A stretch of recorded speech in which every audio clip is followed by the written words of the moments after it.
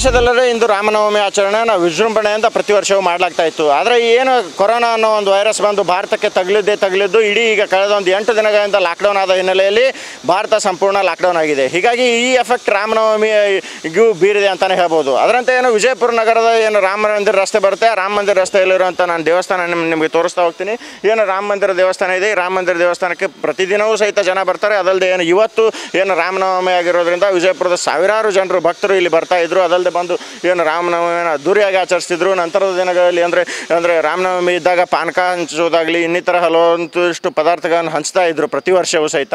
ಆದರೆ ಈ ವರ್ಷ ಏನೋ ನಾವು ನಿಮಗೆ ತೋರಿಸ್ತಾ ಹೋಗ್ತೀನಿ. ಏನು ಬೆಳಗ್ಗೆಯಿಂದಲೇ ಲಾಕ್ ಮಾಡಿದ್ದಾರೆ, ಅಂದರೆ ಇಡೀ ರಾಮ ಮಂದಿರಕ್ಕೆ ಲಾಕ್ ಮಾಡಿದ್ದಾರೆ. ಕೇವಲ ಹೊರಗಡೆಯಿಂದ ಕೈ ಮುಗಿದು ಹೋಗಬೇಕಾಗಿದೆ. ಇಲ್ಲಿ ಏನು ಬ್ಯಾರಿಕೇಡ್ಗಳನ್ನು ಸಹಿತ ನಿನ್ನೆ ರಾತ್ರಿ ಪೊಲೀಸ್ ಇಲಾಖೆಯವರು ಬಂದು ಬ್ಯಾರಿಕೇಡ್ಗಳನ್ನು ಏನು ರಾಮ ಮಂದಿರನ ಕಮಿಟಿಯವರಿದ್ದಾರೆ, ರಾಮ ಮಂದಿರ ಕಮಿಟಿಯವರು ಈಗಾಗಲೇ ಬ್ಯಾರಿಕೇಡ್ಗಳನ್ನು ಸಹಿತ ಹಾಕ್ಸಿದ್ದಾರೆ. ಯಾಕಂದರೆ ಜನ ಬಂದು ಅಲ್ಲಿ ನುಗ್ಗಲಾಗಬಾರ್ದು, ಒಂದು ಇಲ್ಲ ಈ ಏನು ವೈರಸ್ ಇದೆ ಆ ವೈರಸ್ ಹರಡಬಾರ್ದು ಅನ್ನೋದಕ್ಕೆ ಏನು ಲಾಕ್ಡೌನ್ನ ಹಾಕಿದ್ದಾರೆ.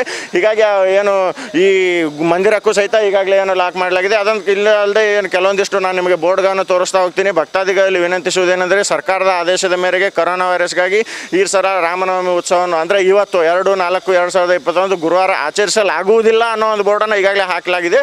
ಅದಲ್ಲದೆ ಏನು ದೇವಸ್ಥಾನದ ಬಳಿ ಬಂದು ಕೇವಲ ಏನು ಸಾರ್ವಜನಿಕರು ಸಹಕರಿಸಬೇಕು, ಹೊರಗಡೆಯಿಂದಲೇ ನಮಸ್ಕಾರ ಮಾಡಿ ಹೋಗಬೇಕು. ಯಾಕಂದರೆ ಈ ಏನು ವೈರಸ್ ಇದೆ, ಈ ಏನು ಕೊರೋನಾ ವೈರಸ್ನ ತಡೆಗಟ್ಟಬೇಕಾದ್ರೆ ನಾವೆಲ್ಲರೂ ಒಂದಾಗಿ ಈ ದೇಶಕ್ಕೆ ಅಂಟಿರುವಂಥ ಒಂದು ಕಳಂಕನ ನಾವು ಹೋಗಲಾಡಿಸಬೇಕಾಗಿದೆ. ಹೀಗಾಗಿ ಈ ರಾಮನವಮಿಯನ್ನು ಈ ಬಾರಿ ಅಂದರೆ ಲಾಕ್ ಇಟ್ಟೇ ನಾವು ಆಚರಿಸೋಣ ಅನ್ನೋ ಒಂದು ಮಾತನ್ನು ಹೇಳಿದ್ದಾರೆ. ಈಗ ಕಮಿಟಿಯವರು ನಮ್ಮ ಜೊತೆ ಇದ್ದಾರೆ, ರಾಮನವಮಿ ಕಮಿಟಿಯವರು. ಅವ್ರು ಏನು ಹೇಳ್ತಾರೆ ಕೇಳೋಣ. ಸರ್, ಇವತ್ತು ಈ ಥರ ಮಾಡಿದ್ದೀರಿ, ನಾ ಗೋವಿಂದ ಮೋಹನ್ ಲಾಲ್ ಬಾಯತಿ. ದರ ವರ್ಷ ರಾಮನವಮಿ ದೊಡ್ಡ ಪ್ರಮಾಣ ಉತ್ಸವ ಆಗ್ತಿತ್ತು. ಒಂದು 10ರಿಂದ 12,000 ಮಂದಿ ಬರ್ತಿದ್ರು. ಎಲ್ಲರಿಗೆ ಸರ್ಬತ್ ಗಿರಿಬತ್ ಡಿಸ್ಟ್ರಿಬ್ಯೂಷನ್ ಆಗ್ತಿದ್ದು, ಪ್ರಸಾದ ಡಿಸ್ಟ್ರಿಬ್ಯೂಷನ್ ಆಗ್ತಿದ್ದು. ಈಗ ಆಲ್ ಇಂಡಿಯಾ ಸ್ವಲ್ಪ ಪ್ರಾಬ್ಲಮ್ ಇರೋಣ ಈ ಸಲ ರಾಮನವಮಿ ನಾವು ಸಂಕ್ಷಿಪ್ತ ಒಳಗೆ ಮುಗಿಸ್ಬಿಟ್ಟಿವು. ಡೋರ್ ಲಾಕ್ ಮಾಡಿ ಮತ್ತು ಮುಂದೆ ಬ್ಯಾರಿಕೇಡ್ ಹಾಕಿ ಯಾರಿಗೂ ಮಂದಿಗೆ ಬರ್ಲಾಗ್ತಾ ಯಾರು ಕೊಡಲಿಲ್ಲ.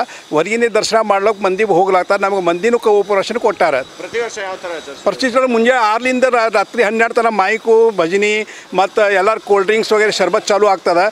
ಬೆಳಿಗ್ಗೆ ಒಂದು 8 ಗಂಟೆಗೆ ಶರ್ಬತ್ ಚಾಲು ಮಾಡಿದ್ದು ರಾತ್ರಿ 12 ತನಕ ಮಂದಿಗೆ ಎಲ್ಲ ಶರ್ಬತ್ ಕೊಡ್ತಿದ್ದೆವು. ಈ ಪ್ರಕಾರ ಬ್ಯಾಂಡ್ಲಿಂದ ನಮ್ಮ ಮೆರವಣಿಗೆ ವಿಜಾಪುರ ಒಳಗೆ ಮೆರವಣಿಗೆ ಹೊಂಟಿತ್ತು. ಮೆರವಣಿಗೆ ಸಿದ್ದೇಶ್ವರ ಗುಡಿ, ಗಣಪತಿ ಚೌಕ್, ಮಹಾವೀರ ರೋಡ್ಲಿಂದ ಮೆರವಣಿಗೆ ಹೊಂಟಿತ್ತು. ಅದು ಮೆರವಣಿಗೆನೂ ಈ ಸಲ ನಾವು ತೆಗೆದಿಲ್ಲ.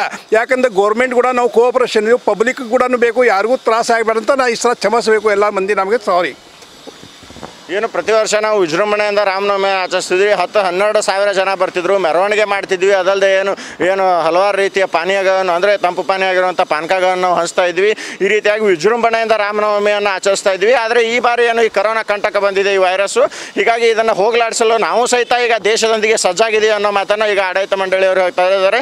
ಏನು ಹಲವಾರು ವರ್ಷಗಳಿಂದ ಈಗಾಗಲೇ ಏನು ರಾಮನವಮಿಯನ್ನು ವಿಜೃಂಭಣೆಯಿಂದ ಆಚರಿಸ್ಕೊಂಡು ಬರ್ತಾಯಿದ್ರು. ಆದರೆ ಈ ಬಾರಿ ಮಾತ್ರ ಏನು ಬ್ಯಾರಿಕೇಡ್ಗಳನ್ನು ಹಾಕುವ ಮೂಲಕವಾಗಿ ಹೊರಗಡೆಯಿಂದ ಕೈ ಮುಗಿದು ಹೋಗಬೇಕು. ಸಾರ್ವಜನಿಕರು ಸಹಿತ ಭಾರತ ದೇಶದೊಂದಿಗೆ ಏನು ಲಾಕ್ಡೌನ್ ಇದೆ ಆ ಲಾಕ್ಡೌನ್ಗೆ ಎಲ್ಲರೂ ಬೆಂಬಲಿಸಬೇಕಂತ ಕಮಿಟಿಯವರು ಹೇಳ್ತಾರೆ. ಒಟ್ಟಾರೆಯಾಗಿ ನಾವು ನೋಡ್ತಾ ಹೋದರೆ ಏನು ವಿಜಯಪುರದಲ್ಲಿ ಈ ಬಾರಿ ಅತ್ಯಂತ ಸಿಂಪಲ್ ಆಗಿ ರಾಮನವಮಿಯನ್ನು ಆಚರಿಸಲಾಗ್ತಾ ಇದೆ ಅಂತಲೇ ಹೇಳ್ಬೋದಾಗಿದೆ. ಅದಲ್ಲದೆ ಏನು ರಾಮನು ಸಹಿತ ಏನು ರಾಮನ ದೇವರಾಗಿರುವಂಥ ರಾಮನು ಈಗಾಗಲೇ ಭಕ್ತಾದಿಗಳಿಗೆ ಅದಲ್ಲದೆ ಇಂಡಿಯಾಕ್ಕೆ ಬಂದಿರುವಂಥ ಈ ಕೊರೋನಾ ಕಂಟಕದಿಂದ ಭಾರತವನ್ನು ಮುಕ್ತಗೊಳಿಸಬೇಕಂತಲೇ ಎಲ್ಲರ ಆಶಯವಾಗಿದೆ. ಕ್ಯಾಮ್ರಾಮ್ಯಾನ್ ಗುರು ಜೊತೆ ಶ್ರೀಕಾಂತ್ ಮಂಡೆಗಾರ್, ವಿಜಯಪುರ.